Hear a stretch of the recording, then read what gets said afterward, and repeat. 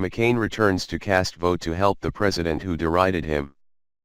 Washington Senator John McCain is less the lion of the Senate than its wildcat. Veering through the decades from war hero to Republican presidential nominee to irascible foil for an unlikely president.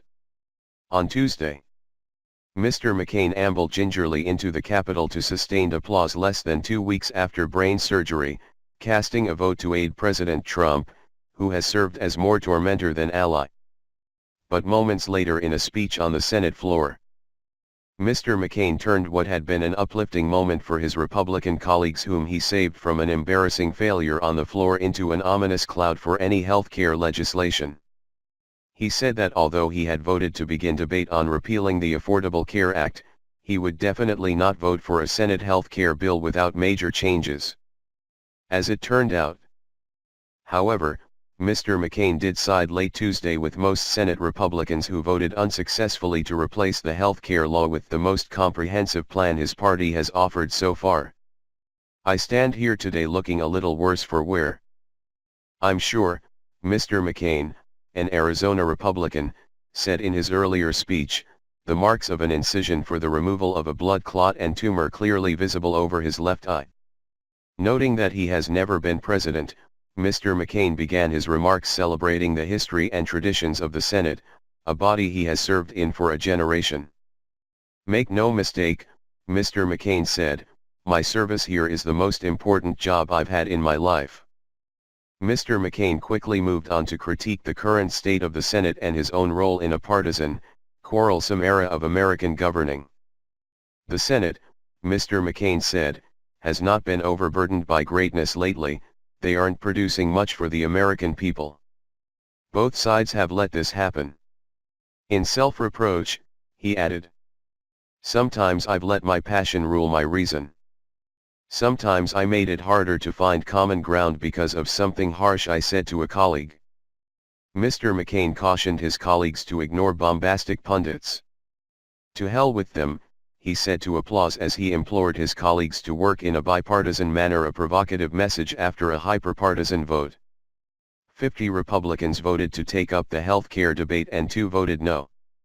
46 Democrats and 2 independents voted no. On social media, Mr. McCain took a beating in the 24 hours after he said he would make the 5-hour flight to Washington to vote for what many viewed as a bill to take away health care from poor people when Mr. McCain was receiving the best treatment available. In 2008, Senator Edward M. Kennedy had the same tumor that has sickened Mr. McCain.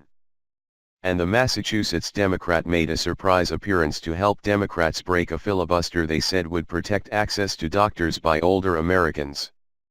Over the last year, Mr. McCain, 80, has displayed every element of his disputatious, droll, scolding, informed, press-loving, press-hating, senatorial self. He has zipped around the world at a pace that has exhausted colleagues decades younger, trying to assure allies rattled by Mr. Trump's tweets and remarks. He has remained watchful and characteristically hawkish on all things Russia-related, even as his fellow Republicans have largely shied from the issue since Mr. Trump entered the White House. He has remained bizarrely captivated by the vexing problem of catfish inspection processes. He has cooperated loyally with the party, except when he hasn't. He brought down a Republican measure to end emissions curbs on methane because he was mad about the Trump administration's choice for United States Trade Representative. But his Teflon veneer showed cracks this spring when he seemed to be occasionally confused and at times more testy than usual. Last month, Mr. McCain seemed muddled while questioning James B. Comey, the former FBI director, at a hearing. Mr. McCain later said his befuddlement was because of a late night watching an Arizona Diamondbacks game. This month, Mr. McCain learned he had brain cancer. It was striking enough that Mr. McCain, held and tortured for 5 years as a prisoner of war in Vietnam, returned dangerously sick to the Capitol to help put a health care bill over the line. It was stunning that he did it for Mr. Trump, who as a candidate derided Mr. McCain's military service. I like people who weren't captured, Mr. Trump said in 2015, and who ridiculed scores of policy and political conventions that Mr. McCain has embodied over a generation. This was the John McCain who, rather than attend the 2016 Republican National Convention, chose instead to stomp around his home state and to take a train to his beloved Grand Canyon. On Tuesday morning, Senator Mitch McConnell of Kentucky, the majority leader, expressed his thanks on the Senate floor.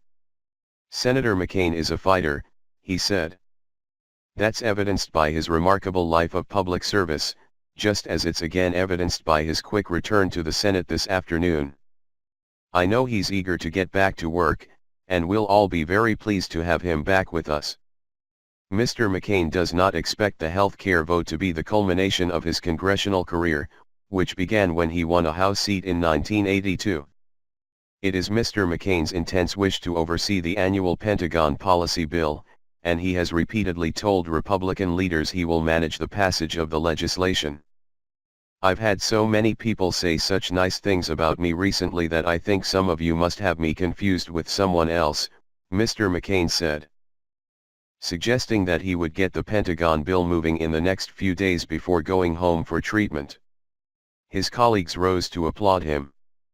Mr. McCain, who will soon undergo treatment for his cancer, said he would be back.